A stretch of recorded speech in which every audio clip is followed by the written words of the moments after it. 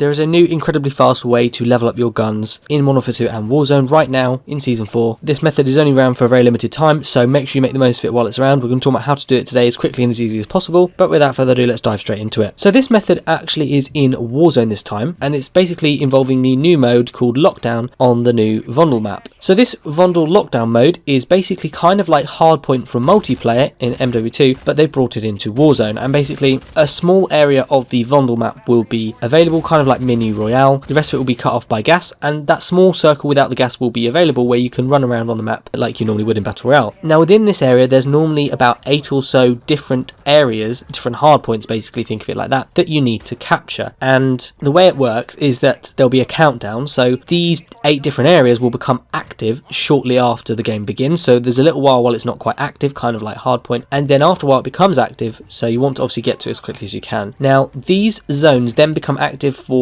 2 minutes and the timer will count down, and at the end of those 2 minutes you'll be racking up points during those 2 minutes. At the end of those 2 minutes it will then go offline again and another 8 different zones will be unlocked and you'll need to move to those. And because of that, the area of the map that you need to go on keeps moving, so the gas cloud keeps moving around the map, and so it forces players to move as well to these different zones. Again, they'll go inactive for a little while, they'll say, you know, it's unlocking in about 20 seconds or something like that, then it'll become active another 2 minutes and you need to capture it and keep doing that until the end of the game. Now you can just jump straight in and obviously you can still do well, but there is a few difficulties with this mode, so we're going to talk about how to do it as best as possible. The first thing I'd recommend is definitely make sure you're playing with teammates for several reasons. The first reason is because having teammates means you get more score, which we'll talk about in a minute when you're standing on these objectives. But the other thing as well is that obviously if you're with teammates, you're less likely to be taken out by other enemies, you're more likely to survive, and therefore you can hold down the zone for longer, you can get more kills, and you'll get more XP overall. So it's definitely important to try and play with a teammate or a few teammates. If you can't play with teammates, what I would do is try and collaborate with the people on your team. So either if you're capturing an objective, hopefully they'll come to you, because like I say, you'll get more score, which we'll talk about in a second, or if they're not collaborating with you, you need to try and collaborate with them. So if any of your teammates are on a different objective, try and go to that one, because that way you'll get more score by being together and you're more likely to survive. Now basically, when you're on an objective, every few seconds you will get 30 XP for holding down that objective, and like I say, it counts down for about 2 minutes. You've got 2 minutes worth of time to get lots of score. You'll also get bonus XP, so for example, if one other teammate joins you, i.e. there's 2 people of your team on one objective, on one hardpoint zone, then you'll get an additional 20 XP, which doesn't sound like a lot, but obviously it's every few seconds you're getting it, so it racks up really fast and you get thousands and thousands of XP over the match. And then if another teammate joins you, so there's 3 of you, again that will go up to 40 XP and so on top of the 30 XP you get just for holding down the zone. So you get an awful lot of XP just for holding down the objective, and obviously you get more for getting kills or killing people while they're on objective and capturing it back. You get a big amount of score for capturing an objective from the start, so you're the first one to take it over, you get a 300 XP bonus for that. So there's loads of XP for holding down the objective, and most of your time and effort is going to be spent actually just trying to hold down the objective. You don't even need to do anything, you can just sit there. Even though it's not the most fun thing, that in itself will be quite a good way to get lots of XP. So like I say, also you want to be with teammates so they can help you, you know, get bonus XP while you're holding down the objective. They can help you survive for longer. What else can you do to increase the amount of XP you earn in the match? Well, there's a few things. First of all, a few of the zones will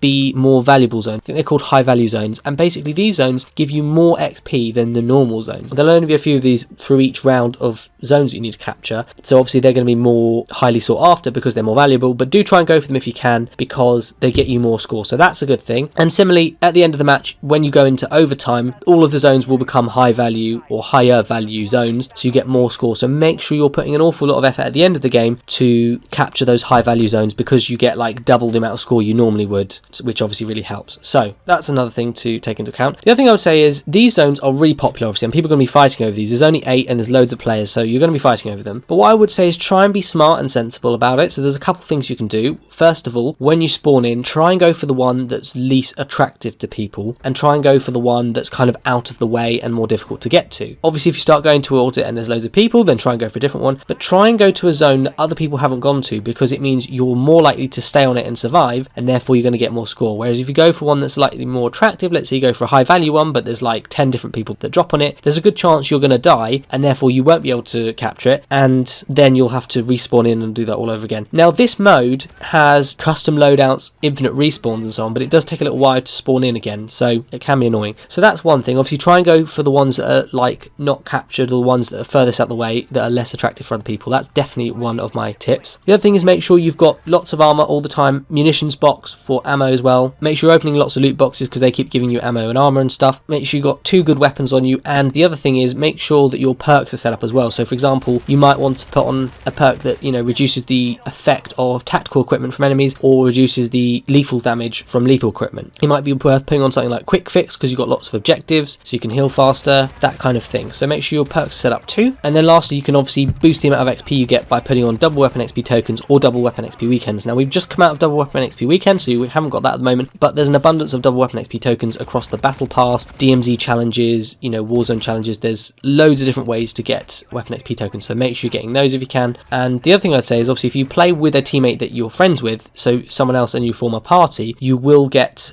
bonus XP and weapon XP just for playing with them, so that's good as well. It gets you an extra 25%. And the final thing is if you're a Modern Warfare 2 player, make sure you stay in the match until it finishes, because that will give you a bonus amount of XP and weapon XP because you're a premium game owner basically, and that gives you another bonus in Warzone. So all of these things are really going to tie in to help you max out the amount of weapon XP you're getting to level up your guns really fast in Modern Warfare 2 and Warzone Season 4 right now. Hope you guys found this helpful. If you did, be sure to leave a like. Check out my other Season 4 guides like leveling up the Battle Pass, DMZ guides, and how to unlock certain weapons. And finally, feel free to subscribe by clicking the bell icon to stay up to date with all my latest Modern Warfare 2 and Warzone videos. But thank you so much for watching. Hope you found it useful, and I'll see you guys all on the next one.